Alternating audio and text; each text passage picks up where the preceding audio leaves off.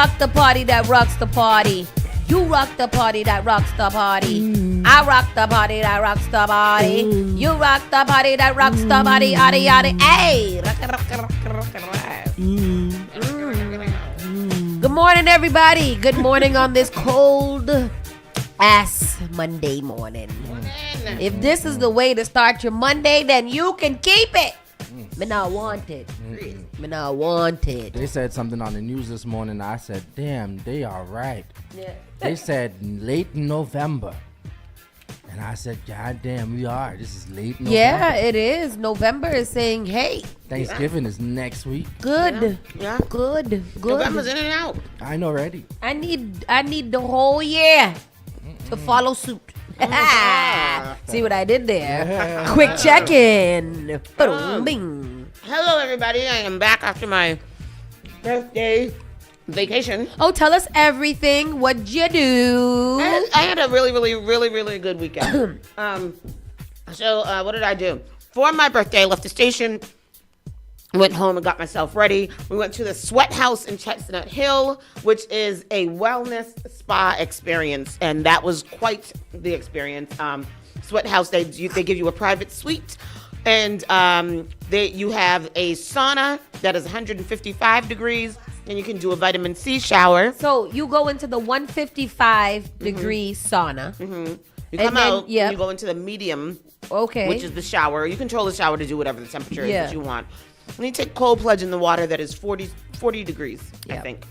Cold plunge. Not Nameki. Yeah. Yeah, like you could. Mommy's been trying to convince me ever since she went, and I'm just trying to understand her. Mm-hmm. It's not going to happen. Yeah. It won't. It takes Danielle 10 minutes to get into a swimming pool or any other body of water in the 95 degree weather. So I'd rather heat stroke out than plunge my body into cold water. The first time I did it, I was in there for about 3 seconds. Like in and out. And then I was able to like get down the second time, and then third time I actually was in there for like probably a full 30 seconds. But people do it, they say like 5 minutes. And I'm like, why would you torturate your body like that? 5 minutes? When I came out, I had prickles all over my body. Like it felt like needles were jamming into all over my body. What movie was that? That after they couldn't die, The Guardian or something like that. Oh. After they couldn't die, but they had to go into this cold water plunge for many, many hours for their body to rejuvenate properly. Yeah. I don't know. I think it's called The Guardian. Crazy. And then I went to dinner that night. I went to, shout out to my sister and Cameron. I had a whole photo shoot here at Spark FM after the show. And then that night I went out to dinner. We went to a beautiful little black-owned restaurant in right on Mass Ave. It is owned by two Parisian sisters. It is a French restaurant. It's called Café Sauvage. So we went there and we had dinner. I think I've heard of that. It's the cutest little Parisian cafe. You feel like you're in Brooklyn. They're playing hip hop music. You're surrounded by Parisian plants. food? It's French food. So they have mussels, steak frites, beef bourguignon, French onion soup, stuff like that. No escargot. No, they didn't have that on the menu. But that is, Parisian food. We had profiteroles, champagne, things like that. That was a really, really nice time. So that was great. I also received the biggest bouquet of flowers I have ever gotten in my life, and it was mad vegetables in it. There was little pumpkins. There was some kale in it. That's in the bouquet? Something that looked like couscous. It was and it was like 10 pounds. It was crazy. So that was Thursday night. Friday, just kind of chilled out and had a really chill, just really nice day. And then Saturday we had the Follow Suit had their Friendsgiving, which was really, really nice. Shout out to Follow Suit. Amazing program. If you guys don't know about Follow Suit for your young men, please find out about it. You can find their information on Follow Suit on all of the social media pages. So we had their Friendsgiving situation, and it was really nice. There was good food. There was lots of good people there. We had really good conversations. We met Fuquan, who we were talking about last week. Big shout out to Fuquan. Big shout out to Fuquan, who was released from jail after serving 28 years, I think he said. Yeah. So we met him, and we also met the wine guy, and I forget his name, but the wine guy was really, really cool to meet. And Noah did a presentation of a comic book that he wrote and was awarded $100 for doing his presentation. So that was really cool. Sunday, so that was Saturday, and then Saturday night, I went to an art exhibit in Cambridge called The Living Room Chronicles or something like that, and that was presented by Pro Black, and that was really, really awesome. It's a gallery that's right there in Central Square.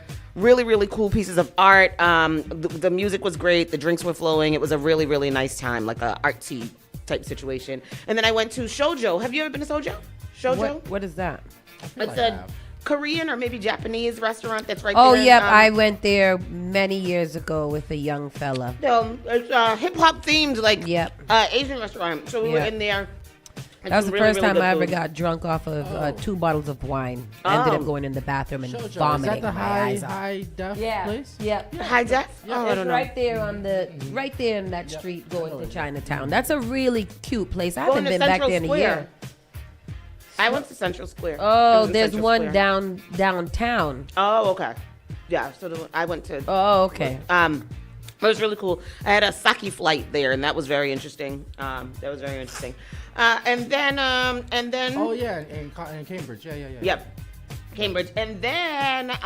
See, I went to this one, the one in Chinatown, Oh, You know the street that begins with a T. Tyler I've Street. been to Yep. one in Cambridge. Yeah. Yeah, it's a cool place. I didn't know they had one in. Where is it? Right in Central Square. Like you know that little bend thing. Yeah. It's like right there. That tunnel that goes through. We park in that parking lot sometimes. Yep. So it's right there. And then one of those new buildings. Yeah. And then yesterday was a pretty chill day. I watched Frankenstein. Did you watch that? You said I did. Very nice. it's a very good movie, right? very good, very good, Oh very my good. gosh, I felt all the emotions. I was scared. I was happy. I was sad. I cried. I'm gonna all of watch it. It's so good. It's a very long movie, 2.5 hours, but very, very, very good. The cinematography in that movie is amazing. Yeah, it should have been in a movie theater. Yeah, and Guillermo del Toro, like that's what he does, right? That's his thing. So that definitely going to be winning a lot of awards on that movie. And then last night we went to Strictly the Best versus Reggae Gold. Yes. And it was supposed to be at the Grand, ended up being at the Scorpion Bar, Which I like. This is a cool place. It's a cool place. I would like them to improve their sound. Yeah. It's very beginner place, like it hasn't been there forever. Yeah. And so we were there for a while. Richie Feelings was playing Ghetto Hype, really? Mad Sound, all of that, and it was really nice. Richie Feelings played like an hour of soca. Yeah. It's very interesting. Richie Feelings that's a guy, old school. Yeah. So it was cool. That was a nice time. We were there for a short while. Oh. So it was good. It was a good, very, very good weekend. Y'all gotta start inviting me to something. You ain't gonna come. You Yeah, can't go on Sunday. You got a gig. If I get a little invitation, I might make it a plan. What's up? Oh, and I'm wearing purple today because today is World Prematurity Day. Everybody knows Noah's story, 22 weeks, 15 ounces at birth. And here he is doing presentations and doing great things. So shout out to my favorite preemie and shout out to all the babies who were born too early and didn't make it and the ones who were born too early and fought to still be here. So Yes, sir. big shout out to World Prematurity Day. Usually I do my nails purple in November. I got close to it, but I was gonna do it again after this one. Good. Yes. Because it's prematurity month. So, yep. Yeah. So that's cool. It's cool too because look out in the sky tonight. A lot of the places light up purple. I know the Prudential lights up purple. Zakin Bridge maybe, I think. But the Empire State Building, like a lot of the big buildings light up purple today. Nice. Yep. So that's that. That's it. That's all I got. What about you, Rockstone Triz? How was your weekend? What was your giggly shows? We had a full-fledged birthday week there. That was a did. week, birthday week. I did. But It ain't done yet. over here, I didn't do too much. I DJ'd on Friday, Saturday, one of those nights, and I DJ'd last night. But shout outs to the family of Walter, aka Wally's World. They had a memorial event for him. The barber? No, I'm not sure if he was a barber, but okay. he was the brother of a young lady that I DJ for. So I DJ for her family and for them. What's her name? Koya. Oh, okay, no.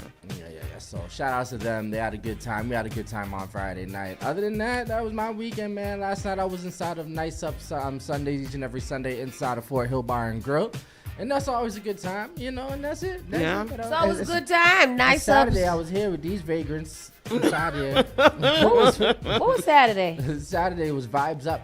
I was inside. In the morning time. In the morning. Vibes Up vagrants. It did look like it was vibesy upsy in here. I like it. I me not in here. I out there. But yeah. That was it. That's it. And you got you sauce. So Friday night, Baby Pam had a little gathering in here to yes, that's that right. was very nice. I stopped by It's her birthday. Yeah, for 1 second. Shout out to Baby Pam on her out to the birthday. I think baby. she's turning 24. Yeah. Our favorite concession stander. Mm-hmm. And then Saturday, Amanda Panda from Pandacasms had her live showcasing her live podcast here. We were talking about entrepreneurs and, you know, things like that, the good, the bad, and the ugly. Shout out to Super Bones, Carmen, and Manda, and Super Woke Javi, and everybody and Nedra, who were here to discuss the things, and all the guests that were here. And then Sunday, nothing except when we went to out here to the nice Richie Feelings, Strictly the Best. Shout out to Power Surge and the team for, you know, inviting us and sending us tickets. It was a really, really nice event. Very good turnout. Yeah. And I really like the place. Yeah, It's a cool little place. I especially like it because there is ample seating. Oh, there was seating. Ample seating. Yeah.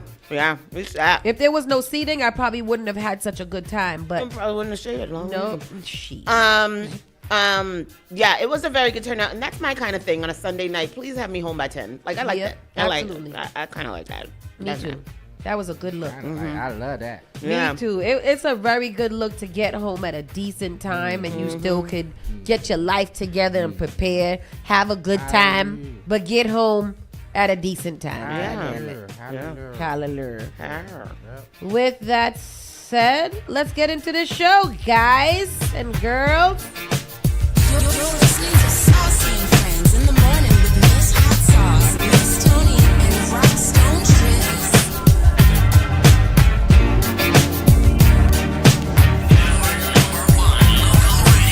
The Spark of New England, Spark FM. Bringing the heat back to the airway. Call Spark FM at 617-272-3387. The all-new Spark FM. Log on to sparkfmonline.com. All right. Today is November 17th. It's 9:46 a.m. 9:46 a.m.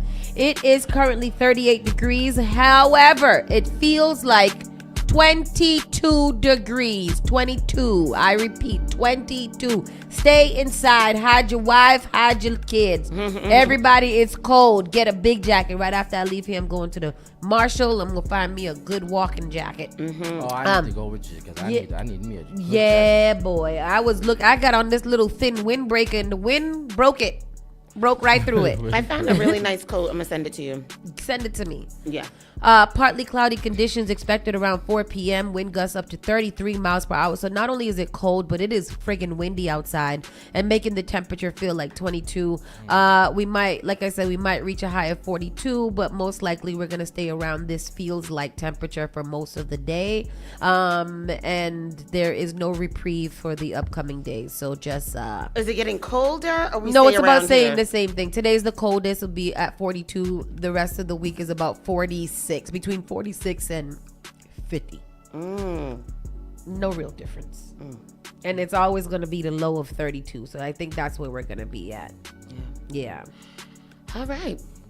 Well, that's where we are. Let's get into the local news. I'm going to rip the Band-Aid off real quick, get us angry, and then hopefully, we'll feel a little better as the time goes on. Healy ripped for naming trans person to the Commission on the Status of Women. So this has been pretty controversial. But This has been pretty interesting to discuss. her wig is beautiful. The hiring of a transgender person to the State Commission on the Status of Women is a first, the new board member testified, and comes as a shock to one state rep. Commission member Giselle Beard, appointed by Governor Maura Healey in August, said last month during a hearing over a proposed transgender act that as the first trans woman of color on the commission, the board has a new voice. Beard's appointment was made by Healey on August 20th, but not without some blowback. I've never heard of this. And so, okay. She's a member. She's not the head of it. Oh, she's just. Oh, I thought they made her the head. No. She's the newest member. Okay, because Okay. that was very. Okay. State Rep Allison Sullivan Almeida told the Herald Sunday night the governor had plenty of other candidates to choose from. Out of nearly 3.5 million biological girls and women in the Commonwealth of Massachusetts, Governor Healey couldn't identify a qualified biological woman to appoint to the Massachusetts Commission on the Status of Women. And I'm going to start right there. Yeah. Out of the nearly 3.5 million biological women and girls, how many were qualified for this appointment? Yeah. Not You know- only that, my opinion has changed. Yeah. Last night I thought they had appointed her the head of it. Yeah. She's not the head of it, she's just a member. And I think that she does deserve to be on the Commission on the Status of Women. Absolutely. Because she is literally taking on whatever comes Yeah. with being a woman of color. Yeah. So if anybody knows Yeah. what people be going through, I'm pretty sure it's probably her. Yeah. The Plymouth rep pointed out the commission's goal, as the website states, is to be an independent state agency charged with reviewing the status of women and girls in Massachusetts and offering policy recommendations that would help improve access to opportunities and equality for all. Yeah. I think that works. The state Senate bill would do the same for trans people, yet Bird's appointment stands. Why on earth would the governor think anyone but a biological woman would make any sense, Sullivan Almeida added. This appointment makes no sense. The governor's spokesperson, Carissa Hand, pushed back Sunday, saying Healey's predecessor made a similar decision. Giselle Beard is a highly respected leader in the Boston arts community who is committed to the advancement of women. The commission has a bipartisan history of having LGBT's representation, as Governor Baker appointed the first transgender woman to the commission in 2016. Okay, Baker. I don't know. This makes no sense to me now. What are we mad Like, for? why? What is this? Why is this news? Yeah, that's how I feel now. That's news. That's not news. Yeah. That's a Republican not minding their goddamn business Yeah. yet again because it has nothing to do with you. Yeah. Mind your business. Yeah. Yeah. Anyhow, we'll move on from that because I don't see what the Boy, I tell you, boy, and this I was talking about this the other day. I'm gonna post this video today. When you get the news, your first reaction is to react. But once you start to read into what is going on, you have to be able to open your mind and change your opinion if that's the case. Like with new evidence, you get a new chance to figure things out. So I hope that everybody read the damn story first before they get all crazy. And read the right story. Yeah. Because the story that we read was not right. Was crazy. Yeah. Accident by Fernandez car wash. And this is a video that we saw. There was a really big, crazy looking accident over there by Fernandez car wash. And when was this? It doesn't say when it was. 2 days ago, wasn't it? Was it Friday? Yeah. Okay, so it must have been on Friday. Tristan's gonna pull that up. That's really, really wild. I don't know how I would have. Well, I lied because they remember that car was on its side in front of Happy Supermarket one day too. The same car be flipping over. The same car. Oh, Lord, look at that. That's crazy. Look at Oh, that. wow. But who did it hit? They said the axle broke. Oh, And then the it's a car, Honda? yeah, Yep. and then the car did what it got to do. If Honda know that Honda got them problems, por qué Honda don't fix the goddamn problem? This is what I'm saying. Do you know anybody who's had a Honda whose axle did not break? Yeah, my axle definitely broke while I was My driving. axle broke. My mom's axle broke. My friend's axle. Everybody who has a Honda, your axle will break eventually. Hear that. That is the truth. That's not even an opinion. That is fact. Yeah. A lawsuit claims BPD commissioner shielded officer from a lying charge. Now, here we go. They've been coming after Cox, huh? A veteran Boston Police Department captain is suing the department's highest-ranking official, alleging he was pressured to scrub a finding that a rookie officer lied in a police report in an internal affairs interview. Captain Timothy Goggin, a 34-year employee of the BPD, filed the suit in Suffolk Superior Court. In it, he claims the directive came directly from Police Commissioner Michael Cox. Where the story is? I can't find it. Oh, there it is. Goggin's complaint stems from an April 21st. You said you got it? Yep. Okay. Here goes the clip. Yes, here we go. Boston 25 News investigates. Did a Boston police officer accused of lying get special treatment from the highest levels of the department? That's what a lawsuit obtained by 25 Investigates claims. Investigative reporter Ted Daniel has been working on this story for weeks, and as Ted explains, another Boston cop filed the lawsuit. The suit was filed by veteran police captain Timothy Goggin. While working in the Internal Affairs Unit, Goggin determined a then rookie officer named Brian Augustine lied in a written report and an interview. Goggin's suit claims he was pressured to change his findings about Augustine years later. Brian Augustine has racked up quite the record since he was pinned as a police officer in 2018. 25 Investigates got his disciplinary history through a public records request. 13 internal affairs cases, 26 sustained violations. Among the allegations, drag racing and association with criminals. Some of the violations here are minor, but some are pretty serious. It's pretty pervasive. Larry Smith is a former Massachusetts state. I was waiting for him to start up. Maybe he had a little. Is a former Massachusetts state. No. Pero what happened? I don't have to see what happened. This Augustine person sounds like he's terrible, though. I mean, what is his problem? After the traffic, Goggin's complaint stems from the April 21st, 2018 incident when he was a lieutenant detective in the Internal Affairs Division. He investigated a confrontation between then probationary officer Brian Augustine, who was off duty but in uniform, and a motorist at the intersection of New Chardon and Merrimack Street.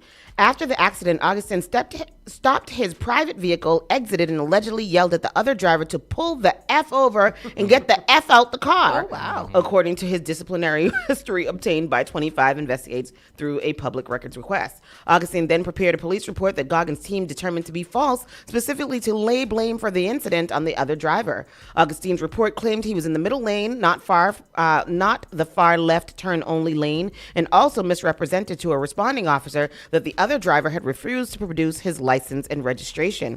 Goggin's final IAD report recommended sustaining multiple charges, including department reports truthfulness. Nearly 5 years later, in February of 2023, were you able to pick it? Okay, go ahead. All right, let's go back to the clip here. Yeah. Violations. Among the allegations, drag racing and association with criminals. Some of the violations here are minor, but some are pretty serious. It's pretty pervasive. Larry Smith is a former Massachusetts State Police investigator with a master's degree in law enforcement administration. That it starts within days of his graduation from the academy while he was on probation, And it seemed like it was pretty consistent throughout the next several years. Augustine's first IA case is the subject of a lawsuit filed by Captain Timothy Goggin. Goggin and others determined that Augustine had been untruthful about a confrontation he had with a motorist in downtown Boston. Nearly 5 years later, and after he left the Internal Affairs Unit, Goggin alleges he got a call asking him to change his findings and remove any indication that Augustine lied. Goggin alleges he was told the request was made on behalf of Police Commissioner Michael Cox. Untruthfulness is one of the that he most has? serious forms of misconduct a police officer can face. Goggin alleges he was told the finding would attract scrutiny from the state and potentially cost Augustine his career. Goggin included this internal memo to Commissioner Cox in his lawsuit. It shows untruthfulness in reports crossed out, the lesser charge, neglect of duty, handwritten next to it. So you've got 4 superior officers that have already reviewed this report and signed off on. If that is in fact true, that's truly troubling, because why are you interfering with an internal affairs investigation that's already been resolved? A Boston police spokesperson tells me the department is unable to comment on pending litigation. Goggin states that he refused to change the narrative he wrote about Augustine. As a result, he claims he faced retaliation and a year delay in a promotion he had been scheduled for. Augustine's record shows 8 got of his the internal promotion, affairs though? cases were settled He got 2 it weeks eventually, yeah. before Goggins' It lawsuit seems- was filed. His punishment, a 15-day suspension and a last chance agreement, which is what it sounds like. We were unable to reach Augustine. Goggins' lawyer declined to provide a statement citing the pending litigation. For 25 Investigates, I'm Ted I'm a Daniel. little confused. What? Yeah, why he doing it? What did Michael Cox have? What did Michael Cox asked him to change it. change it. But why? What was it in for? Because they didn't want an investigation into the department? Because there was already so many things that they were investigating this boy for. So like one other thing wasn't gonna. Yeah. I don't understand. I don't know either. He just want to sue the black man. Yeah. That's what And it I is. just don't feel like Michael Cox will be sitting up there making little silly ass mistakes when he just he already was scrutinized and punished by the same department that he is now leading up. I don't think that he. Yeah. I just don't feel. I don't feel like it's truthful. Michael Cox's face always looks like he just wants to do the right thing. He's like a baby. I don't know. And you. All these police officers got something going. You're right, true. Tristan. You're right. You're right. You're You're right. right. You can't trust none of them. But, And I think it's probably impossible to not abuse your power a little bit sometimes. You know what I mean? So I don't know if it would be this though. Yeah, like if you got a little power, Yeah. then you should. I'm not saying you should abuse it, but I'm just saying if you got a little power, you got to use your power I'll tell you for what, good. I should have joined the police force, though. That's something you should have done, I would Tristan. have been a millionaire You a should couple of times and over. get a little overtime. You know who else you should have joined? The TSA because Dave's getting $10,000 But you know, bonuses. that's better. I can't smoke that. That's better. Did they come and give our TSA? Yes. Yeah, I know that. Yes. 10,000. And then where Did our they give it video to at? Everybody, or they just gave it to those 10 people? No, just to the people who did not call out sick, which Yeah. was just them 10 people. Because I would have had to take a day off. Because I would have gone out. I would have been sick the whole time. I would have took a leave of absence. Logan Airport TSA officers to receive $10,000 bonuses, the DHS secretary says. Nearly 300 TSA officers at Boston's Logan Airport will receive $10,000 bonuses for continuously working unpaid shifts during the government shutdown. Secretary of the Department of Homeland Security, Kristi Noem, announced on Sunday. The government shutdown, the longest in the country's history, lasted 43 days and ended on November 12th. Government employees, including TSA workers and air traffic controllers, continue to work as a result of the shutdown. Noem announced that TSA officers would receive the bonuses the day after the shutdown ended, saying that the check would be paid using carryover funds from fiscal year 2025. In October, Massport announced that it would not play Noem's video placing blame on Democrats for the government shutdown at Logan's TSA checkpoint. So did they give it to her because of the fact that did they give it to her? Who? Did she still give our people the money even though we wouldn't pay her video and the thing? Yeah. I don't want if I went to the airport and saw Kristi Noem on anything. Look, she looks stupid. Yeah. There's a lot more white ones in this one. Have you seen the South Park yet? No. Any of them? No. Oh, What my channel Listen, does South Park come on? It's Paramount Plus. I'm is it? serious about it. Yes. I'm serious Yes. about it. Uh-huh. Javi was talking about South Park is gonna be crazy with all of this Epstein man. file release. It came on yesterday. It came on this week. What if you saw it? All the South Park episodes have been so on point. You're gonna be mad that you're catching the. I'm mad. I'm gonna leave here and go watch it right now. I don't know. That Cartman's voice gets on my goddamn nerves. I need to meet. South Park somebody is from such an TSA. annoying little show, so Yeah. I don't know how people really kind of get through it. I mean, it's not as annoying as Beavis and Butthead. That was annoying. None of y'all know nobody who worked for the TSA. No. It don't matter now. They barely got anything now. I remember I tried They to just got a $10,000 check. I tried to get this old fool ass Negro to go work for the TSA, and he didn't want to do it because he wants to sit there and play on Facebook all day like he's not a grown ass 50-something-year-old man with responsibilities. But he's my truck needs more gas. Wow. Holy smokes. You good? You cool? Sorry, crashed out a little bit. Triggered. Suspect arrested in connection with deadly Mattapan stabbing. Good. Could have had a $10,000 bonus now. Paid all of your back arrears. But no. Arrears. I love the word arrears, by the way. A man is facing a murder charge in connection with a deadly stabbing in Mattapan on Saturday night, officials say. Javante Robinson. Oh, because I was about to say, we know a Javante, but he's not Robinson, and he's not 29.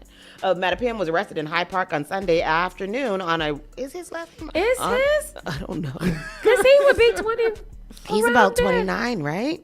But that's not how you spell it. Is it not? Sure, not Javante Davis now. I'm talking about.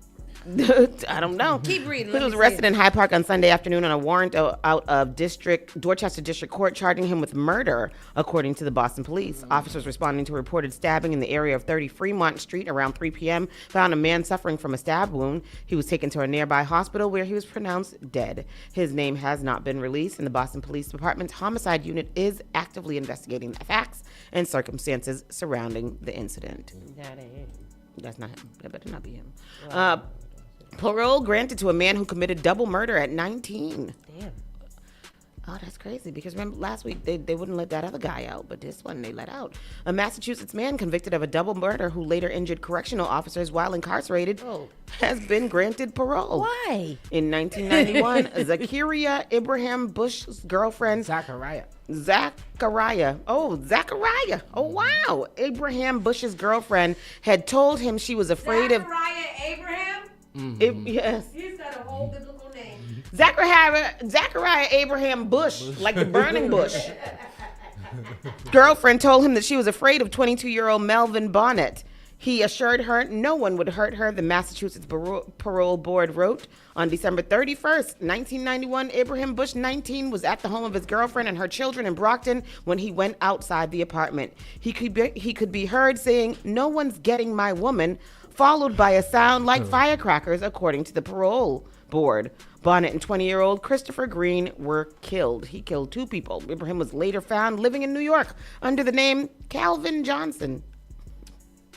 Interesting. On August 29th of 1994, after a jury trial in Plymouth Superior Court, Abraham Bush was found guilty of 2 counts of first-degree murder and received 2 concurrent sentences of life in prison without the possibility of parole. His time in prison wasn't easy. On April 25th of 1996, Abraham Bush received a consecutive 1 to 2 year sentence, for assault and battery on a correctional officer. And on June 5th, 1998, he received a concurrent 4 to 4 years and 1 day sentence to be served from and after the murder sentence for assault by means of a dangerous weapon and assault and battery on a correctional officer. So there's 2 correctional officers? Damn. Yeah, he was in there effing them up.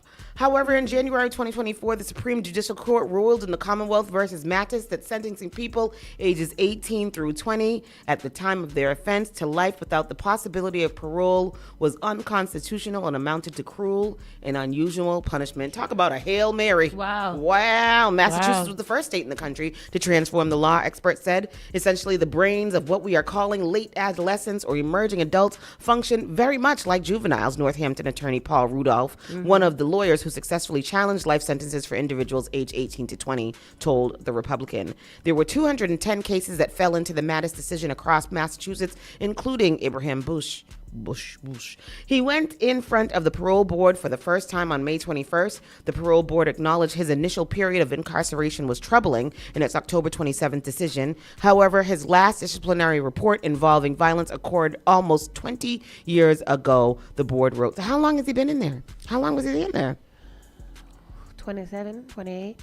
I'm guessing. I don't know. 20 years.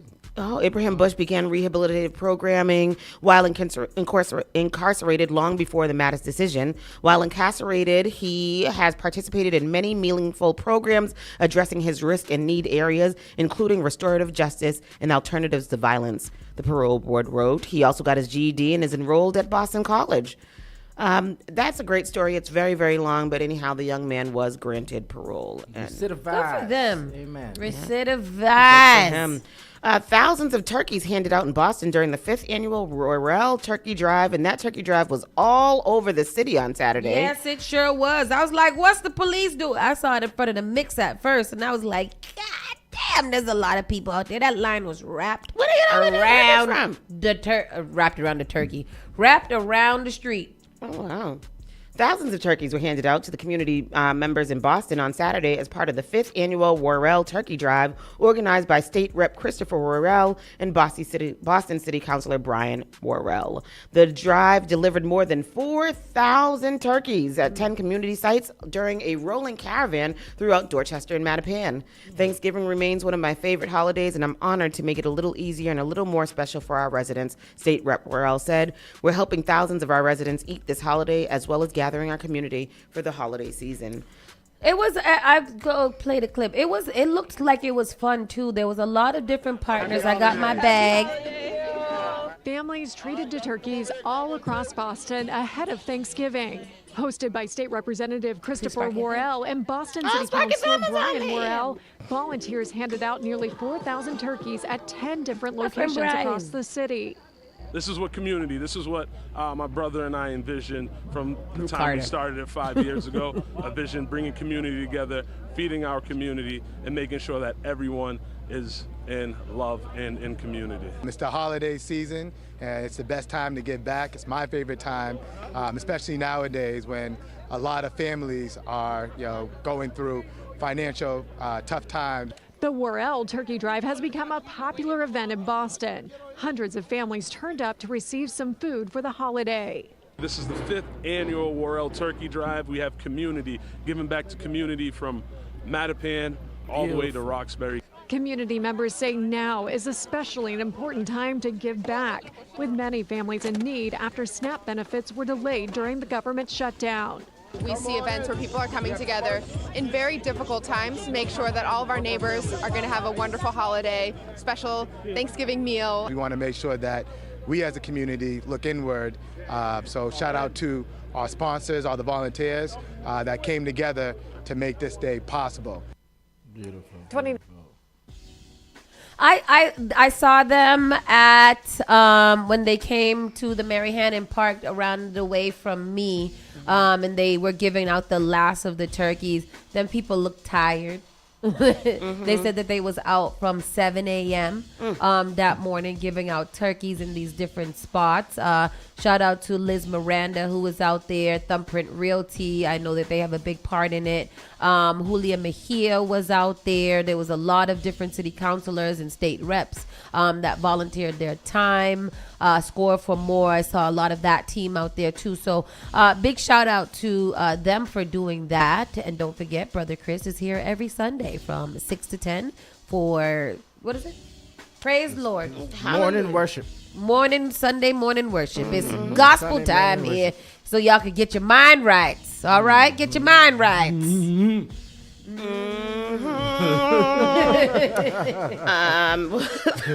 Former Boston school bus yard director accused in bribery and kickback scheme.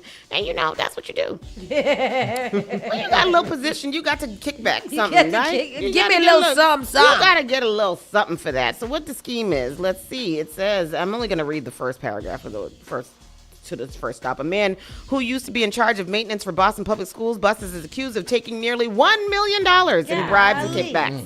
Federal investigators say Michael Mueller of Millbury had vendors charge more for their services and then took some profit for himself, totaling $870,000.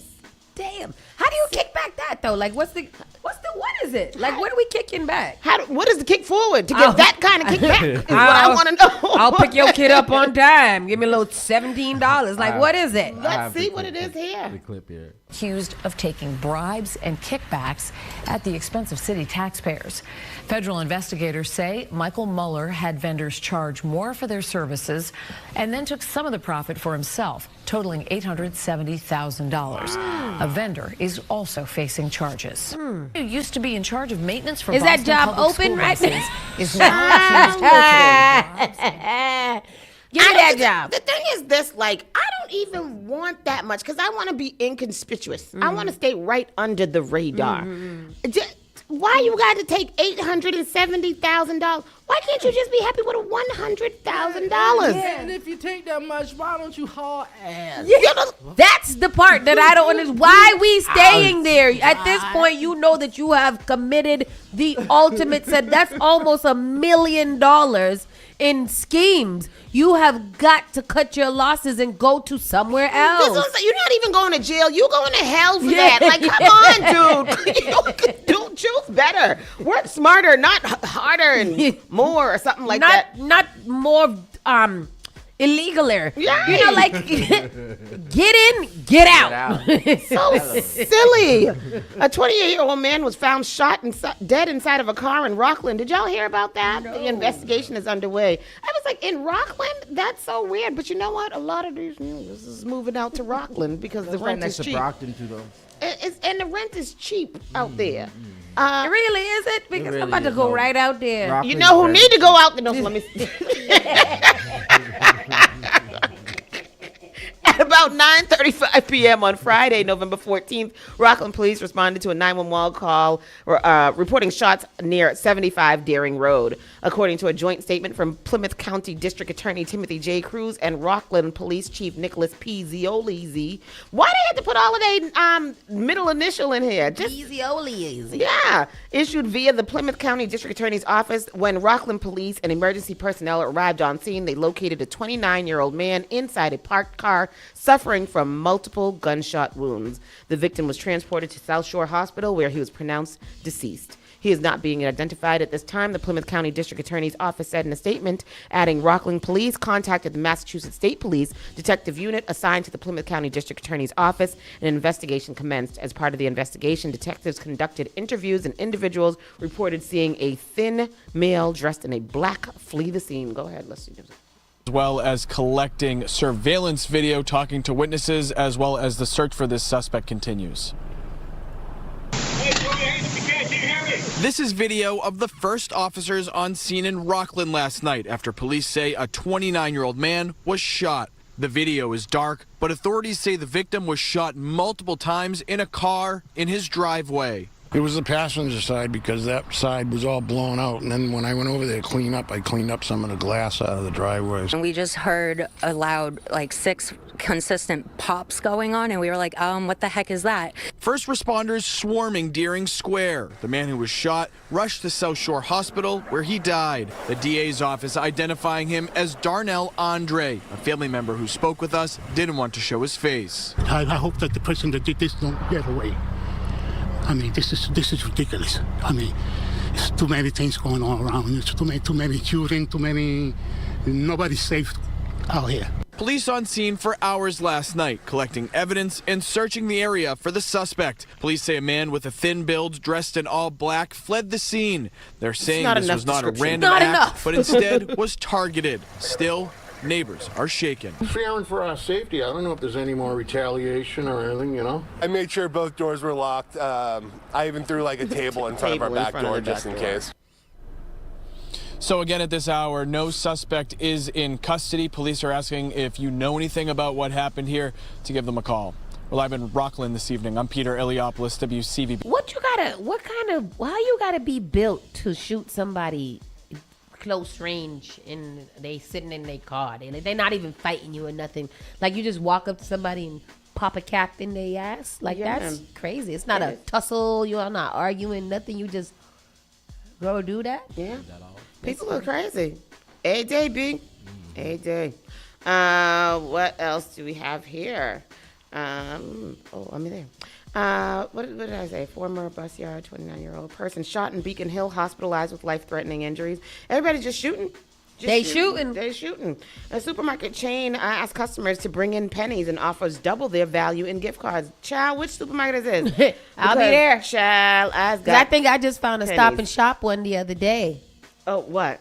A gift card. Oh, really? About to go, it's $25. I think I'm about to go use that. This is you bring in your pennies. For every 1 penny, they give you 2 pennies worth of gift card. Oh, a supermarket chain operating across several states in the Northeast. First of all, ain't the penny not worth nothing no more? They want it because the supermarket worth something. They probably want it because it's probably going to be worth a lot to them. I'll take it now, though. They're hosting a double exchange day for customers. Shoppers at Price Chopper and Market 32 stores can be found in Connecticut, Massachusetts, New Hampshire, New York, Pennsylvania, and Vermont. Where in Massachusetts can you find a Price Market? Price Market. Is that what it's called? What's it called? Price Chopper. Price Chopper. Where's that at? Price Chopper and Market 32. I have no idea. Let's look. They're being asked to bring in loose or wrapped pennies in exchange for a Price Chopper gift card worth double the value of their exchange. Exchanges must total a minimum of 50 cents, earning a $1 card, and may not exceed $100, earning a $200 card. Oh, there's in Hopkinton, Marlboro, and Shrewsbury for Price Chopper. And what's the next one called? Market 32. Okay. The promotion, however, is good for only one day. And we missed it. And we can't get to Hopkinton. And then there was Marlboro, Worcester, and Sutton. I don't think that's for us. No, not at all. That's not for us. Anyways, it was yesterday. You missed it. Moving on. Oh, damn. Damn.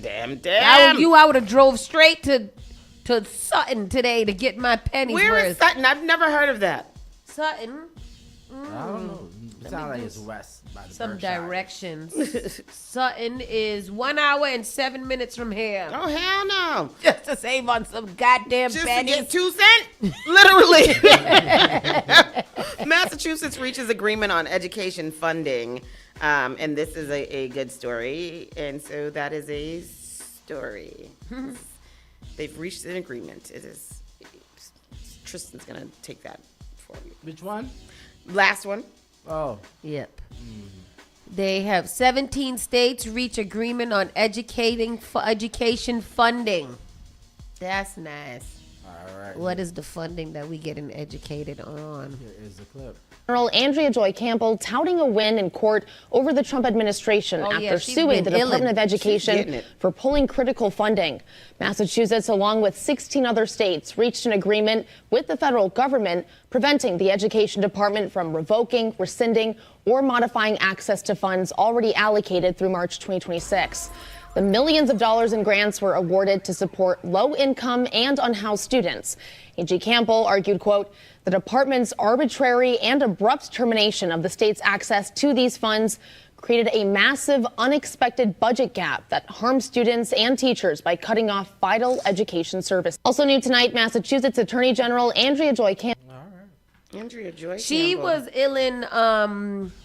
she went viral on some, I forget where it was and I didn't save it, but talking about the Trump administration and how Trump has always had the authority to feed people and he chose not to feed people. And that's why she led herself and 25 other AGs and governors around the country to sue him for those benefits or something. I don't know what came of that, but we'll get into that in the next segment. But Lord have mercy. God bless America. God bless America. We're going to take a quick pause for the cause. Come back, and we've got the national news, which is, you know how the national news is. Oh, boy.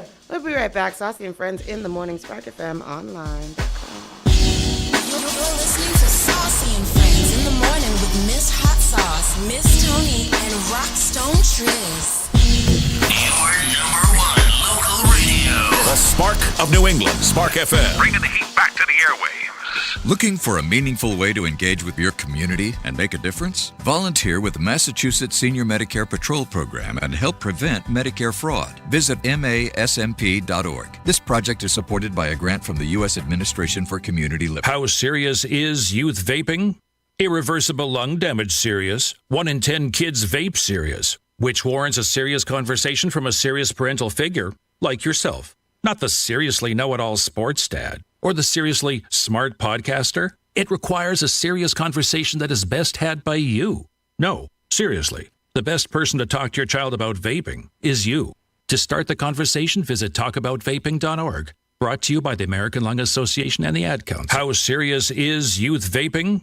Irreversible lung damage serious. 1 in 10 kids vape serious, which warrants a serious conversation from a serious parental figure like yourself. Not the seriously know-it-all sports dad or the seriously smart podcaster. It requires a serious conversation that is best had by you. No, seriously, the best person to talk to your child about vaping is you.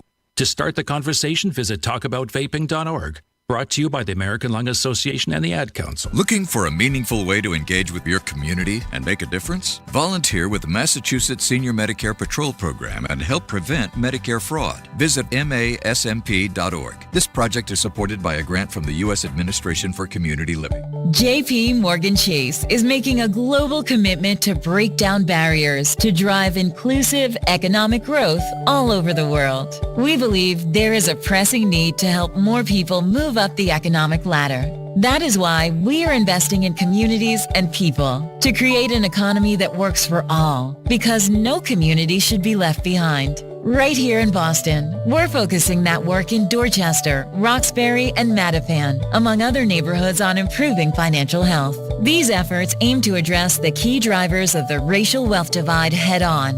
We're here to empower individuals, families, and small businesses by connecting them to the tools that build generational wealth and a long-lasting legacy. Chase is investing in Boston. Chase is investing in you. Visit us at the Mattapan branch at 1617 Blue Hill Avenue, where the team is waiting to help. Each and every Saturday night from 6 to 9 p.m. inside the Avenue, where you bring the drinks and we bring the vibes. My name is Gary Banton alongside my co-host Big Trini, right here in SparkFMOnline.com, the number one place for soca, hip-hop, R&B, and more. Each and every Saturday from 6 to 9 p.m. It's the Avenue. Spark FM. Some of them don't like me. Some of them just fight me. All of them could rock so. Spark FM. One girl every day. One girl every day. Say me name and me magically appear. Spark FM. Everybody better get her, cause she out here looking fun. Better pop it, because I'm out here popping mine. Blonde liquors, Don Julio gon' do the trick every time. Spark FM. So can you come pick up your clothes? I have them folded. Join us on Facebook and Instagram at SparkFMOnline.com. Turn us up. All right, let's take a look. You're listening to Saucy and Friends in the morning with Miss Hot Sauce, Miss Tony, and Rockstone Triz. Whoa! What's that? At the right time. Good morning and welcome back. Spark FM Online, number one for urban and Caribbean music. This is Saucy and Friends in the morning, and we just finished our Around the Way news, and now it's time to get into the national news and find out what is going on with y'all's people out there running the country. Tom Cruise gets his first. That's entertainment, and that's not the national news, and that would have been nice. Senator John Fetterman shares graphic photo of his injuries after cardiac event triggered a fall, and he got 22 stitches. The Lord punishes without a rod. Oh, wow. Dios castigo sin garrote. And that's what happened to Mr. Fetterman. When you're out here living wicked in your life, that's what happens. Senator John Fetterman out of Pennsylvania is sharing a health update, including a graphic photo of his injuries 2 days after he was hospitalized for a cardiac-related fall near his Pennsylvania home.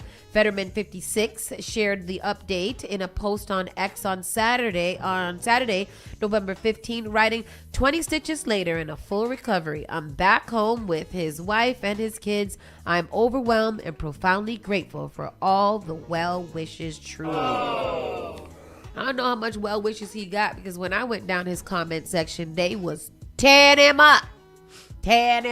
Especially after he did the vote, or after they finally opened back the government. His people was tearing him up.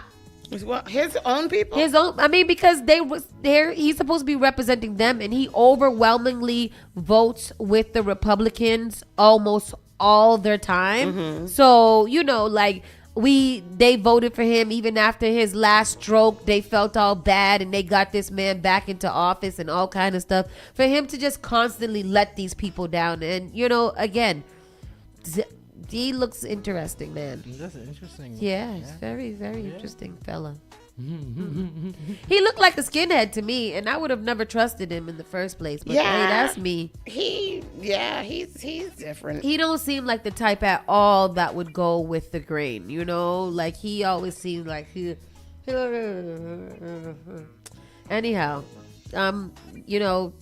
glad that nobody died. Humbly, I'm sorry. Marjorie Taylor Greene says she's turning a new leaf after years of divisive comments. Marjorie Taylor Greene is making her way up to the presidential. She's trying to get. Marjorie Taylor Greene got something going on. She is campaigning. Yeah, and it's a smart move. Yeah. Like you made your name for yourself, and everybody knows MTG. And now, right in time, when you know that the president's about to go down because he's a pedophile, allegedly, it's time for you to start pitching your thing. Republican Rep. Marjorie Taylor Greene said Sunday she will stop using toxic rhetoric, marking what could be a dramatic shift in a political brand hallmarked by derogatory comments. The commitment comes amid a rift with Donald Trump that has spilled into public view, with the president attacking Georgia Republican personally. Greene, meanwhile, has pivoted away from the Republican Party more broadly recently, criticizing the GOP on a number of fronts, including the party's handling of the government shutdown.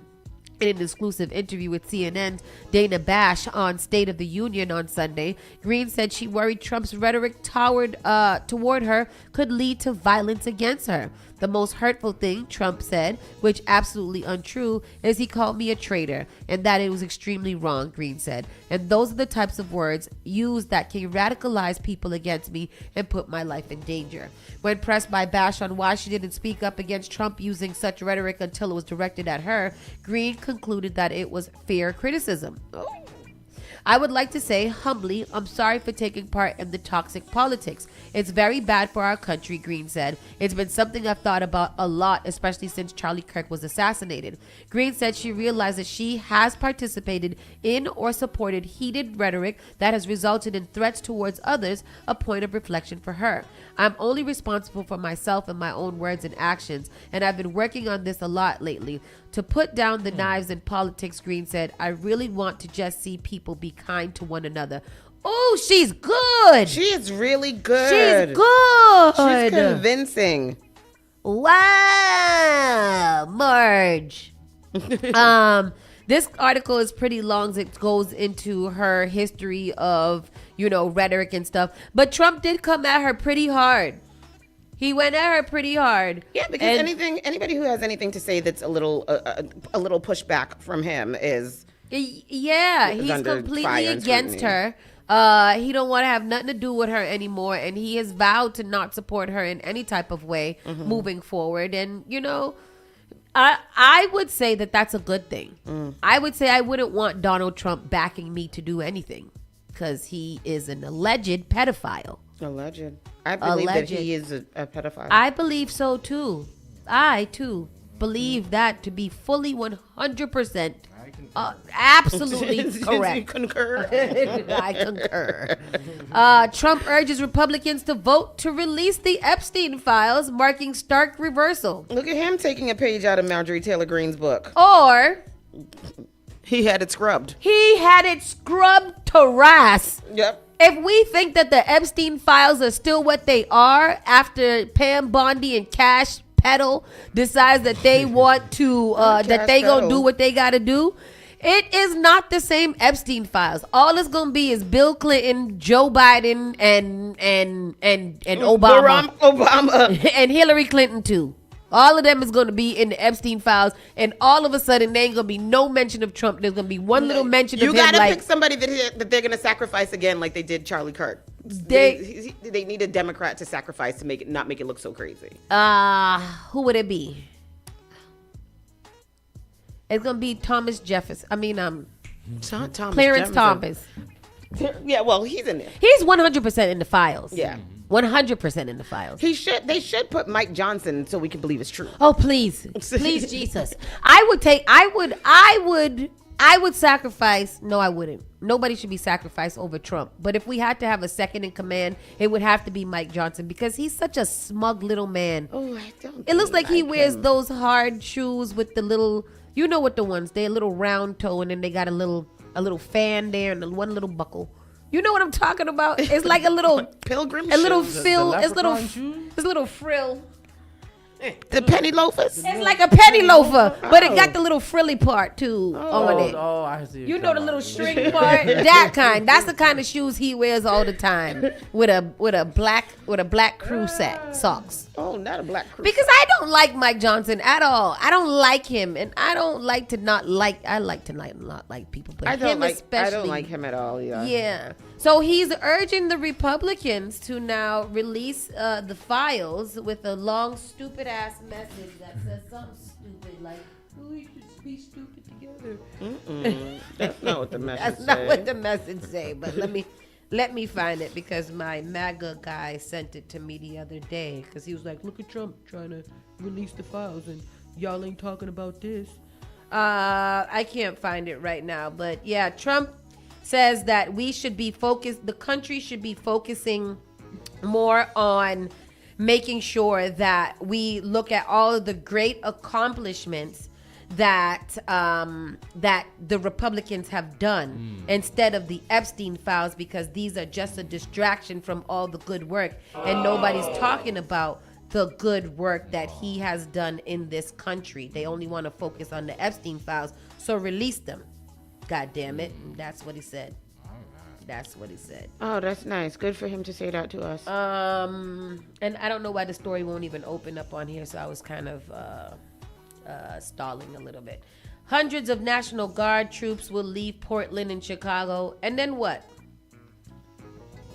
This has always been the question about bringing the guards North Carolina in. Right now. Oh, they're in North Carolina. But even before they get to North Carolina, so you go into these very, very violent neighborhoods and you send in the National Guard and violence stops. And then you take them out and then you take them somewhere else. Are we saying that the violence is not going to continue on? It's not going to start back up now that the troops are not there? Don't we just go back to where things were before? Like, what is the plan? What I find that the problem with the Republicans is, or that Donald Trump is, he always want to stop shit abruptly with nothing to continue the measure. What? Like, why are you doing that? Because he doesn't know, because he just wants to make noise. Trump just wants to be heard all the time. He wants to do that. Like, this is what I did. That's what Trump's whole agenda is. Look what I can do. Look what I can do. Look what I can do. That's him. Little Stewart. Yep, Stewart. Exactly. It's crazy. And so yeah. Here goes a clip from that. CBS News correspondent Usher Qureshi has more on the president's federalization of troops. Usher, good morning. You know, the administration authorized hundreds of National Guard members to be sent to where you are. Tell us about the preparations for that and the political reaction as well. Good morning, Errol. Well, local officials have been saying for weeks that there is no need for federal troops here. Now, hundreds of members of Illinois National Guard could be on their way soon. Many could come from the Illinois Guard over objections from Governor J.B. Pritzker. Now, the governor's office said even leadership within the Illinois National Guard has communicated to the White House that the state does not require the military right now. Let's take a listen to what he had to say. They want mayhem on the ground. They want to create the war zone so that they can send in even more troops. Now they're claiming they need 300 of Illinois' National Guard. Well, we didn't need them before they showed up. Now, according to this memo that we obtained by CBS News, those 300 members of the Illinois National Guard will be brought under federal service and deployed to, quote, protect federal property and government personnel performing federal functions. 400 Texas National Guard are to be split up between Chicago and Portland, Oregon, Errol.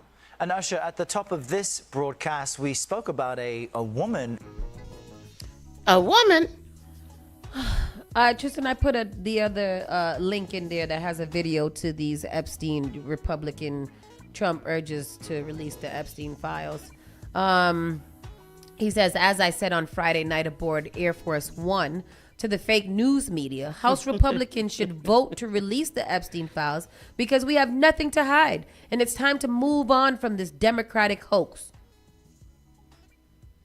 It's a hoax or it's files that you got? If it's files, don't that mean it's not a hoax? Don't you mean it got there? Is it there?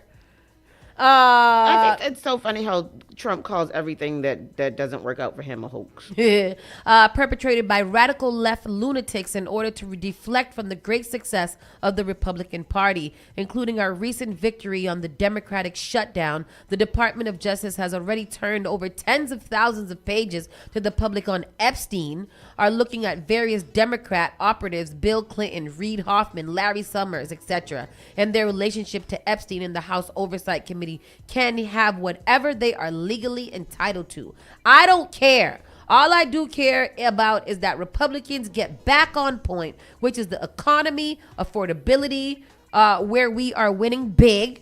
Our victory on reducing inflation from the highest level in history to practically nothing, bringing down prices for the American people, delivering historic tax cuts, gaining trillions of dollars of investment into America, a record. The rebuilding of our military, securing our border, deporting criminal illegal aliens, ending men in women's sports, stopping transgender for everyone, and so much more. Nobody cared about Jeffrey Epstein when he was alive, and if the Democrats had anything, they would have released it before our landslide election victory. Some members of the Republican Party are being used, and we can't let that happen. Let's start talking about the Republican Party record-setting achievements and not fall into the Epstein trap, which is actually a curse on the Democrats, not us. Make America great again. Wow. Sound guilty as shit to me. It sound like he guilty. When people talk too much. Look what I can do. Yep. When people talk too much, you know that there's some crap with it. You know what I mean? So it's just, Donald Trump. And Donald Trump has never, ever in his life done anything that people could be like, oh, he did that. If he did do that, it's some bull crap that he's most likely going to reverse. That's why they call the man Taco. Yeah. Because there's nothing that he has ever done that he has fixed an actual problem. What he has done is broke something that wasn't broken, decided that he wanted to fix it. Once he realized that he couldn't fix it, then he decided to just buy a new one and be like, let's just put it back to where it was before.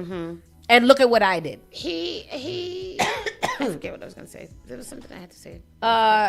The Trump admin recruits rapper Nicki Minaj. Yeah.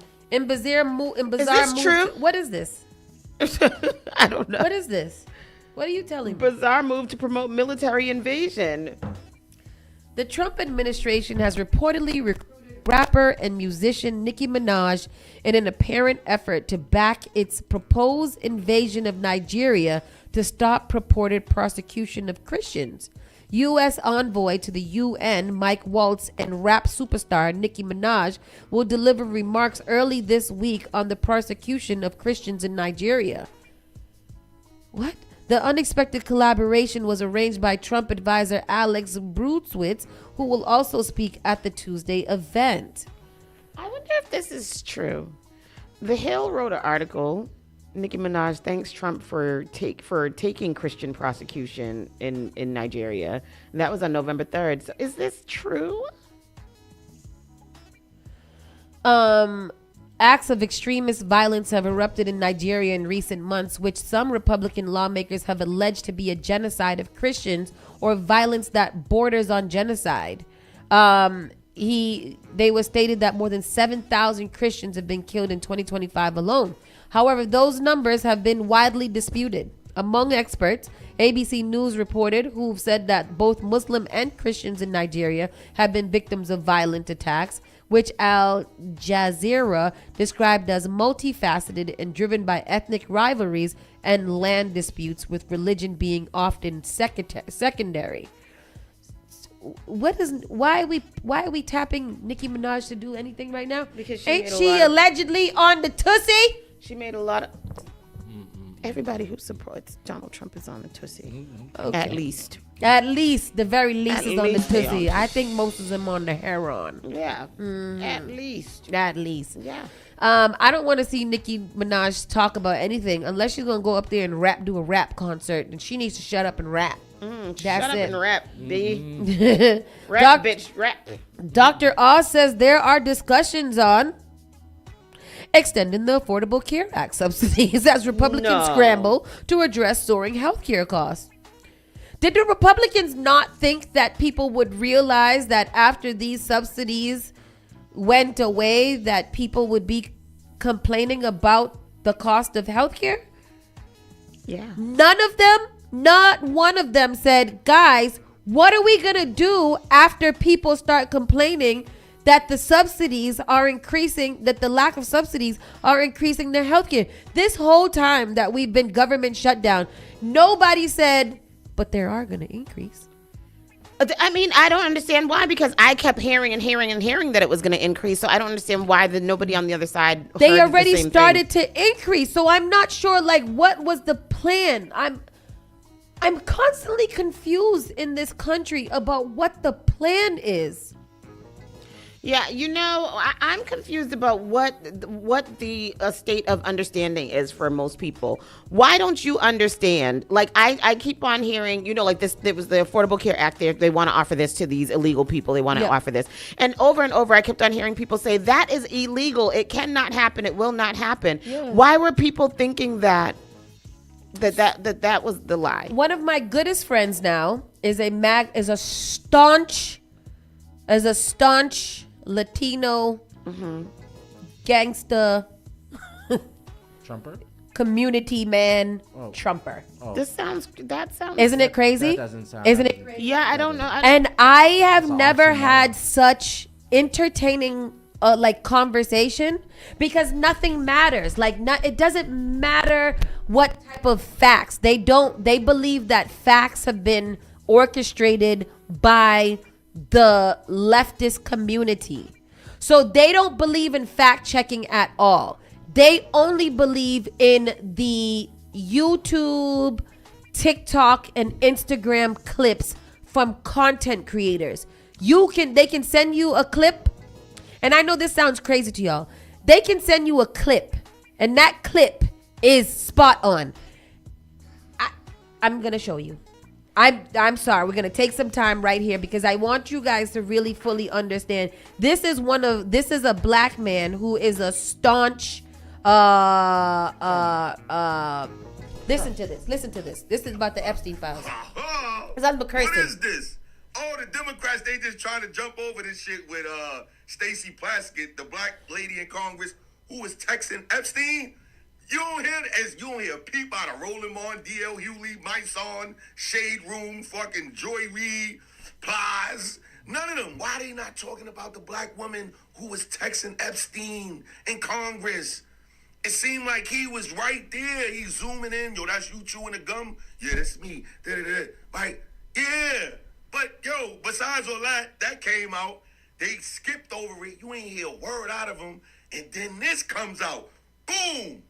How Jeffrey Epstein helped the rising Democratic star pull off a political upset. He was dropping a bag on her? Huh? What is it? What they saying? Okay. Because what? What are you saying? You made a whole video off of this. There was this black lady who was texting Jeffrey Epstein while he was going on trial or whatever, and that's been a something that they just recently came out with. Mm-hmm. But it's that type of video. It's just words. Like, it's just words, and it's like, why you think that happened? Do you think about it? Like, if Trump was on the Epstein files, then why would Trump be like, that guy was a bad guy? Trump was trying to turn him over and trying to fix the situation before anybody was even thinking about it. So Trump, by fault, is the one who ended up bringing Epstein down in the first place. And why you think they not talking about that? Because they not talking about that. It's very interesting. I know. Y'all don't know how what interesting. What did Eden say? Not talking me. Not talking me. Because that's how it all. They'll give like a video and be like, Like, oh, the Epstein files said that they last spoke in 2010. Why you think they didn't speak again from 2010 to 2019 and these emails came out, but they never seen each other? Think about it. You see how I said nothing just now? That's literally it. I said nothing. To stories that are not about these people. Because these people is crazy. Enrollment of immigrant students shrinking at schools nationwide, and we know that that's widely because of this whole situation with the ICE and all of that. From Miami to San Diego, schools around the U.S. are seeing big drops in enrollment of students from immigrant families. In some cases, parents have been deported or involuntarily returned to their home countries, driven out by President Trump's sweeping immigration crackdown. Others have moved elsewhere inside the U.S. In many school systems, the biggest factor is that far fewer families are coming from other countries. As fewer people across the U.S. border, administrators in small towns and big cities alike are reporting fewer newcomer students than usual. I wouldn't be going to school either. I wouldn't go to school or the doctor if I knew that y'all gonna come take my granny and my abuelito. Hell no, I'm not going. And they not go out. I'll teach them at home. The enrollment is down. I think and who is that helping? I don't know. It's anyway. Well, the enrollment down doesn't help anybody. It doesn't help the economy. It doesn't help the state. It doesn't help with emotionally, physically, financially, anyway, at all. It doesn't help anything anyway. A body of a girl swept into the Pacific Ocean from California coast has been recovered. I didn't hear anything about this, but authorities in Central California said divers have recovered the body of a 7-year-old girl who was swept into the ocean by massive waves on Friday. Oh, no. Damn, that's awful. Her body was recovered by a volunteer diver at 1:20 p.m. on Sunday, about a half mile north of where she went missing at Grapta State California Park. Officers with the Monterey County Sheriff's Office had responded Friday to reports of a water rescue at the park. The Sheriff's Office said in a statement that her father, Yuji Hugh of Calgary, Alberta, had attempted to save the unidentified child from waves estimated to be as tall as 20 feet. As he reached for her, both were swept out to the sea. A beachgoer and an off-duty California State Parks officer were able to bring Hugh back to shore and initiated CPR. He was transported to the hospital where he was later pronounced dead, the Sheriff's Office said. The mother, who had entered the water to attempt a rescue of her own, was treated for hypothermia and released, while a 2-year-old child who was present was not injured. A search was then launched for the missing girl, who was initially reported to be 5 years old, involving multiple agencies. The family has expressed their gratitude to all agencies, personnel, and community members in the search and recovery efforts. They continue to request privacy and do not wish to make further statements at this time, the Sheriff's Office said. That is awful. That's a horrible story. God-awful story. Leader of a gang targeted by U.S. captured years after faking his death. You should have kept faking it. One of Ecuador's most wanted drug traffickers was captured Sunday, years after he faked his death and moved to Spain. That's a good place to go. Spain is nice. What you supposed to do when you steal $870,000 from the public transportation? You get up and you go to Spain and you live a good life. Exactly. Ecuadorian President Daniel Noboa said that Wilmer Chavarria, also known as Pipo, was captured in the Spanish city of Malaga in a joint operation with Spanish police. In a message on X, Spain's national police posted a photo of Chavarria wearing a black and green tracksuit as he was escorted by police officers towards a patrol car. He's believed to be the leader of the Los Lobos, a drug trafficking group with I've around. heard about the Los Lobos. I thought they were fictional. I've heard about them in a lot of shows. Maybe we didn't hear about them. Maybe just the name Lobo from Power. Oh, yes. Lobo was in Yeah. Power. That's exactly where I heard of it from. Sparkle's best friends is named Lobo. Really? Uh-huh. They have around 8,000 fighters. That was recently designated a terrorist organization by the United States. Los Lobos has been linked to political assassinations in Ecuador and has also been accused of working closely with Mexico's Jalisco New Generation cartel. Wow, that's crazy. He faked his death in 2021 during the COVID pandemic. He said he died of COVID. Oh. He said he died. Hey, my mom says she's not home. Yeah. Hey, I died with COVID. I'm no longer there. And then that was that for the national news. Do we want to roll right into the entertainment, or do we want to take a break? We can't. We're going to roll into the entertainment. Tom Cruise gets his first Oscar and says that making movies is who he is, and it is who he is. And I'm surprised that this is his first Oscar. Taking home an Oscar is no longer mission impossible for Tom Cruise. Boom ching. The perpetually brown-haired Cruise, 63, humbly accepted an honorary Oscar. Not even a real one. An honorary Oscar at the 16th Annual Academy Governors Awards on Sunday, November 16th. That's effed up. Not even a real one? No. Yeah, that's the one they're going to give Eddie because he still didn't get one, too. Oh, well, Dolly Parton got one, too, for choreographer, and so did Debbie Allen and production designer Wynn Thomas. Making films is not what I do, it is who I am, the twice Oscar-nominated Cruise said from the podium of the Roy Dolby Ballroom, a ballroom away from the Dolby Theater where the Oscars are annually held. Cruise promised to continue making cinema powerful, hopefully without too many broken noses. That's not fair. He needs a real Oscar. Yeah. Because he definitely deserves an honorary one because he should be honored with an Oscar, but he needs to get one that he earned because Tom Cruise is quite fantastic. Hello, weird self. He is. He is a great actor. Yeah. A very, very great actor. What's he? He's MAGA too? Oh, he's Scientology. He's Scientology AF. Whatever happened to Scientology? They done? Where the hell is the friggin' Illuminati when you need it? You see that? Mm-hmm. The Illuminati ain't nowhere to be found. Jay-Z and Beyonce used up all the Illuminati. We ain't got no all the Illuminati power. Now we don't got nothing. We don't got none left. Max B lights up stage at packed Bronx welcome home celebration. Max B. I heard a Max B song the other day. He's cussing. He's just cussing. I was like, what, is this a song or is he cussing somebody else? Max B lit it up the other day. Max B with a high energy performance Sunday night, November 16th at Salsa Con Fuego, celebrating his release from prison after serving 16 years for a 2006 robbery turned homicide in New Jersey. The Harlem rapper hit the stage for one of the first times since his 2009 conviction, delivering live renditions of fan favorites like I Got a Habit and Sexy Love to a packed crowd. Yes, sir. I got a habit. A little video right now. I did. He's been getting a big welcome home since he's been home. Yeah, I never heard of him before. Yeah, he's the wave god. The wave god. That's the wave god. The welcome home event, promoted as an unforgettable night in the Bronx, featured a stacked DJ lineup, including DJ Funk Flex, Spazo, Smooth Ski, and Get Up On It, with Hollywood Butter hosting the night. Go ahead. Hollywood Butter.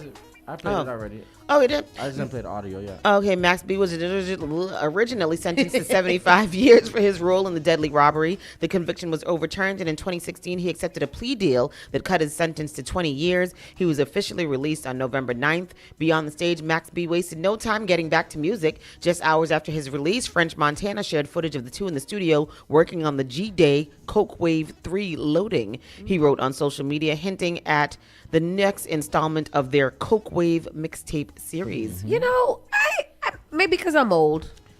I think it's because I'm old. But like, at what age you stop making titles like that, Coke Wave and stuff? Why don't you make some little like I don't know, like networking or something. You know, nice dress clothes. Nice, you know, like something like that. Getting classic man or something like that. Like that. Something like that. But what we still at the age of 39 and things, still Coke Wave Medulo and stuff like that. I just don't get it. You just got out of jail. You wanted to Coke Wave as the first thing. You don't want to do the Jesus Wave, the Grateful Tour, something like that. Free me. Yeah. I don't understand. Coke Wave. I am with you on that. Well, that is good for him and Frenchie doing Coke Wave. French Montana is married to a princess, ain't it? Yes, he is. He is. Quote talk. Is that how you pronounce that? Goat. It's really goat. Oh, what? What's the W for? Because it's a play. It's a, it's a goat or is already gone. So you got to change the spelling of it so you can. It's because it's woman. Oh, greatest woman of all time. Oh, woman, that's why. Oh, okay. Because I was making shit up as to why it's stupid. And here I am believing you. Clarissa Shields signs historic multi-million-dollar deal as she enters rapper era with Papoose. No. Papoose divorced yet? No. Oh. Clarissa Shields is making moves again, and the timeline is taking notes. Tristan, GWOAT means global war on terrorism. No. GWOAT. Not in this instance. Greatest woman of all time. Yes, I think that's what. The undisputed heavyweight champion, 5-division title holder, and 2-time Olympic gold medalist. Right. Just inked. I would have never known all of that. I thought she was just Papoose' girlfriend. Global war on terrorism.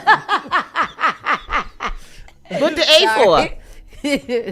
And. Oh, global war on and terrorism. Wow. She just inked a historic deal that lets her keep her foot on necks. And apparently home isn't just where the heart is. It's where the bag stays. Sis is also entering her rapper era with her man Papoose at her side. Oh. This month, news broke that Shield signed a guaranteed $8 million fight partnership with Salita Promotions and Win Records, the music agency that houses her boyfriend Papoose. The 30-year-old pound-for-pound queen of women's boxing toyed with free agency, but ultimately decided to stay loyal to Dimitri Salita, her first and only promoter. And now she's making history as the first athlete signed to Win Records, bridging the worlds of music and boxing in a major flex. And I think that this is the reason why AI is there, because if we're going to keep on platforming non-talented rappers, then we might as well just bring on the AI. Yeah. Because, there's absolutely zero reason why Clarissa needed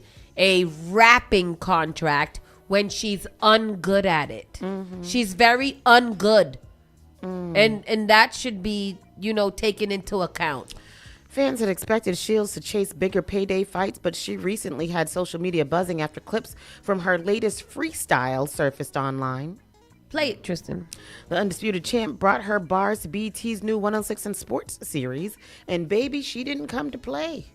Hopping straight into her GWOAT bag proved that she brings the same heat to her raps as she does to the ring, flexing with lines like, I be on that Master P, my credit card ain't got no limit. Dropping bars. I see what she did there. Big old bars.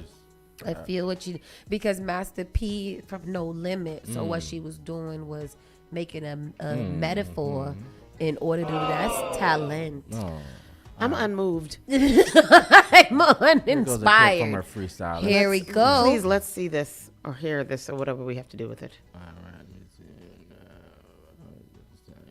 Why you say you fight men? Cause I hate you. Hate them. Yeah, they talk tough, but they ain't killin'. They not. Niggas punch drunk like you sitting straight liquor. Southpaw, I disgrace. Don't like them. They say he a gangster, but he's straight dead. Moving on. No, we're not. No, we're not. We're not going to move on. We're not going to move on at all. You want to know why? Because I'm upset. Because y'all every morning sit up here and say things to me about my singing and about my rapping. And if I am better than her and I should be getting a multi-million-dollar contract, not her. And I'm upset about it. And y'all need to encourage me more like how Papoose is encouraging her. Hype me up. Exactly. Hype me up because I could be making it out in this world and helping us all, but y'all don't want to hype me up. Y'all would rather hype up Clarissa Shields, the war machine for terrorists, I had to laugh like that. Stefan's twin. Fans react after seeing photo of Cardi B's new baby boy. Check out the picture below. Cardi B and Stefan Diggs are thrilled to announce the arrival of their first child together, and the internet is buzzing as fans dive into every detail, feature, and pixel of their newborn son. On Thursday evening, he was born on my birthday! Cardi delighted her followers by sharing the big news on social media. This marks a special milestone for the couple who have been dating for about a year. Their relationship blossomed amid Cardi's highly publicized divorce from Offset and the father of her 3 older children. Diggs, who has openly expressed his eagerness to be a dad, again hinted at the baby's arrival earlier this month. While on the red carpet at the CFDA Fashion Awards, he shared, "It's a boy. That's enough for me," joking about being excited to make his son do push-ups, sit-ups, and run around. Leading up to the birth, fans were already excited when Cardi posted a black and white image of Diggs kneeling to kiss her pregnant belly at Gillette Stadium while she cheered for Pat's Nation. The sweet moment sent social media into a frenzy, and Diggs even chimed in on her post with comments like, "Good luck charm, huh?" and "baby brim." What baby brim mean? A brim job. Oh. However, the real buzz came from a photo that appeared shortly after Cardi's announcement, a snapshot that allegedly shows the rapper cradling her newborn son in a hospital bed. In the image, she beams down at the swaddled baby who is snuggled in a white blanket with a soft pink cap. It's a touching and intimate scene if it's genuine. The twist, the photo hasn't been posted on Cardi B's official social media challenge. So do we even know that this is the baby? We don't know. That didn't stop fans from reacting, though. They quickly shared their thoughts, saying things like, damn, that baby came out looking just like his daddy. He has Chinese eyes like his dad. She revealed his baby face so quickly. She didn't show all her other kids' faces until they were nearly toddlers. Yet, since the image didn't originate from Cardi herself, many believe it may be AI-generated creation from an enthusiastic fan trying to envision what her new baby looks like. These fan-made baby photos often circulate during celebrity pregnancies and usually go viral long before the truth emerges. Regardless of the photo's authenticity, the joy surrounding Cardi B and Stefon Diggs' baby boy is palpable. Fans are celebrating this new chapter for the couple while eagerly waiting for the official photo reveal. You know, good for them. That looks like, that doesn't 100% looks AI. It does look like AI. And it looks like Hennessy Carolina too. So that's not it. That's not the baby. That's not the baby, and that's not Cardi B. That's not. And I heard that Offset believes that the baby might be his. I saw that. I did see that. And I wonder why Offset is doing that. Do it look like Stefon need any help making babies? You know, do he look like he need to claim that one if it's not his? Right. Won't you think that she would want that baby to be yours instead of his anyway, so she could just have one baby daddy? Right. You know, like all of these things don't make any sense. But maybe she doesn't want that baby to be his, because then you tied to that. She's already tied to him for 3. You're right. That's true. So and don't the baby really matter anymore. Blossom is 2 months old. So another one with the same baby daddy would be better. That means that he's just choosing me to be his girlfriend when his other 3 kids come along. Because is the other 3 kids? Did we have the other 3 kids yet? No, one. Well, he was just proven to be the father of one this month. All right. So this is. So this is besides Cardi's. There's 3 coming. other ones. There's 2 more coming. 2 more. Oh, because one was born right before Cardi's. Right? The one was born in December. Okay. And he just found out that he is the daddy at the beginning of November last week. That's too much. That's too much sex. That's too much sex. And then he was in trouble. Jason McCourty, one of those McCourty twins, was like, "What is wrong with him?" Because I guess at the game on Sunday, or whenever the game was, Thursday, he threw a football to a cheerleader, and people were like, "Oh my God, here he goes looking for his next baby mama." So anyhow, that's that. And then there's a sweet little video right there where Stefon Diggs is giving major respect to his lady Cardi B. That's a video there. That's nice. We don't need to see Okay, 6ix9ine allegedly now thinks he's untouchable after corporation deal. Prosecutors demand jail time. 6ix9ine is still around? I'm tired of him. Don't he not got Secret Service? Everybody out here causing ruckus and destructus. Why y'all don't fix the things that need to be fixed in this world? The man who rushed Ariana Grande at Wicked 2 premiere has been jailed in Singapore. Did y'all see that? No. You didn't see that? No. He jumped over a fence and ran at her. Arrivo, whatever her name is, had to jump in between them. First of all, she is the size of this microphone stand. And she had to jump in between them, and then they came and they arrested him and jailed him. Apparently, he's known for like rushing at celebrities or whatever. So let me see. They had to snatch him up real quick. Here it is here.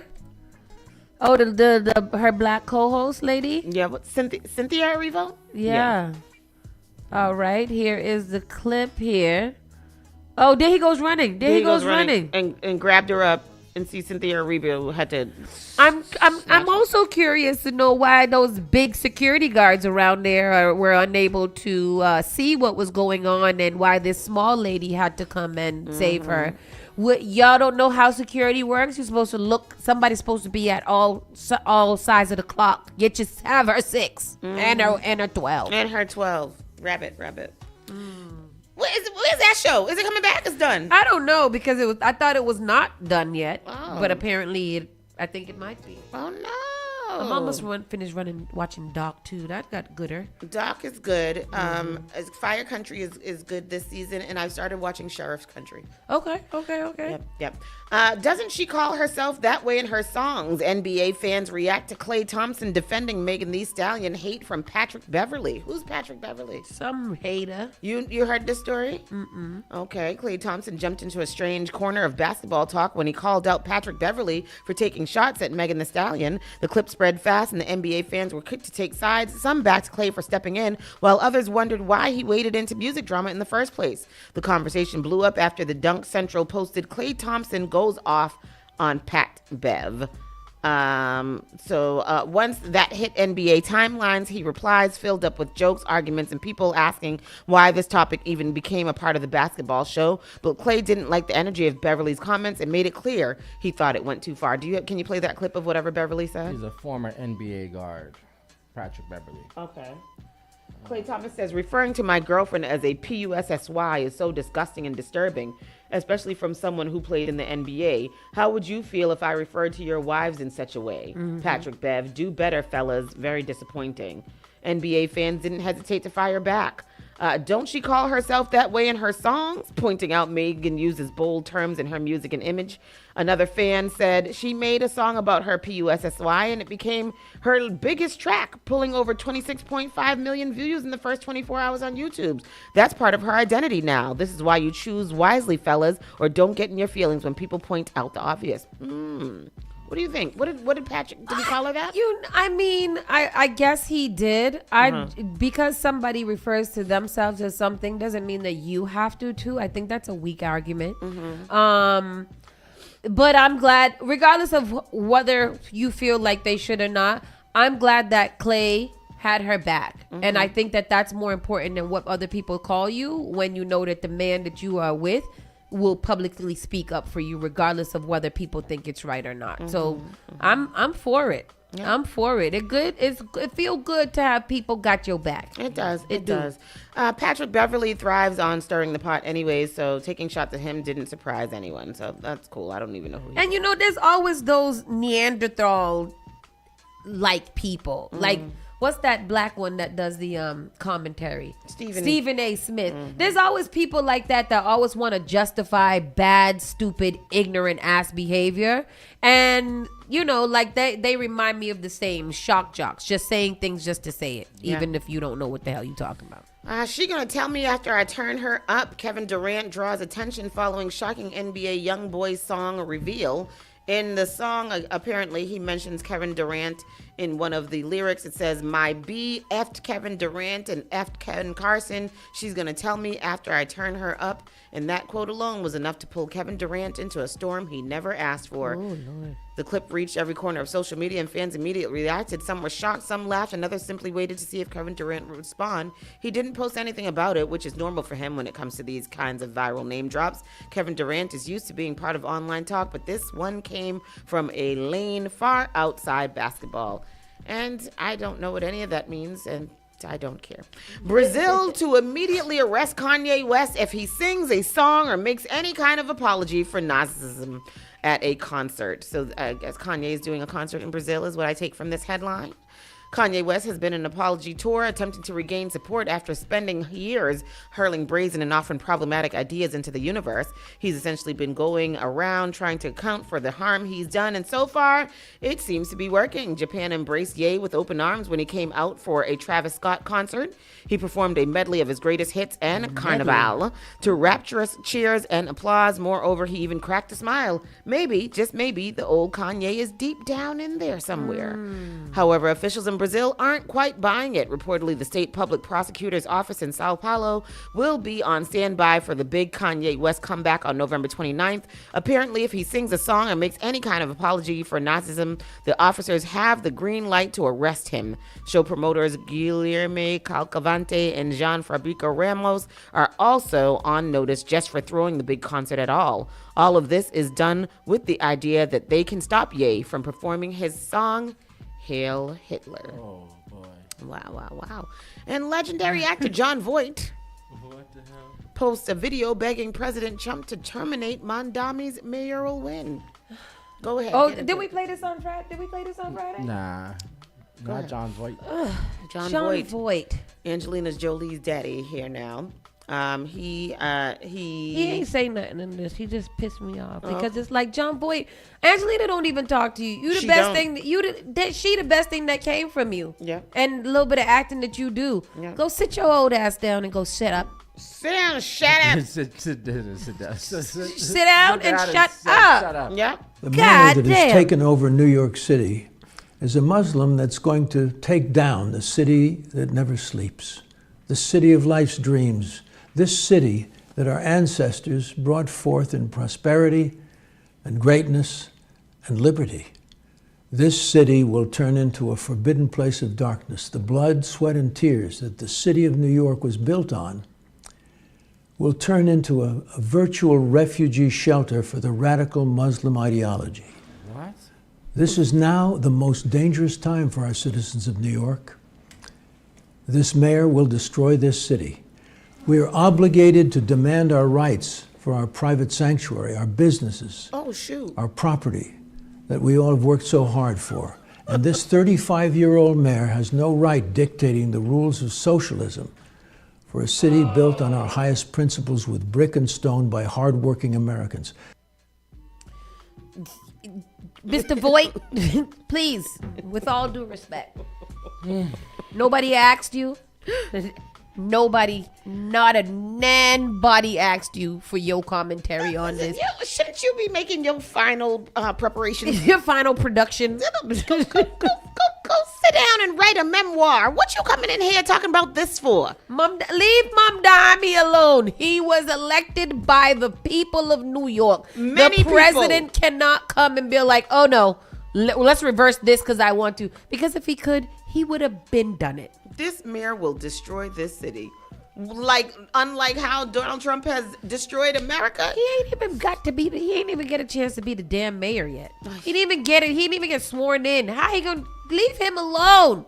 Leave him alone. Leave Mom Donnie alone. Leave Mom Donnie alone. But anyhow, y'all. With that said, we are done for today, people. It is cold. There's absolutely no reason to be outside for any reason today. You can wait till it gets a little bit warmer to rake your leaves and things like that. But right now, it's time to go into your house. And under your blanket. Yes. With your heat on. And take a little nap and then wake up and stay under your blanket and do some work. That's the day. And with that said, y'all will be right back. I got to go listen to my rasshole opinion. Me as well. Bye.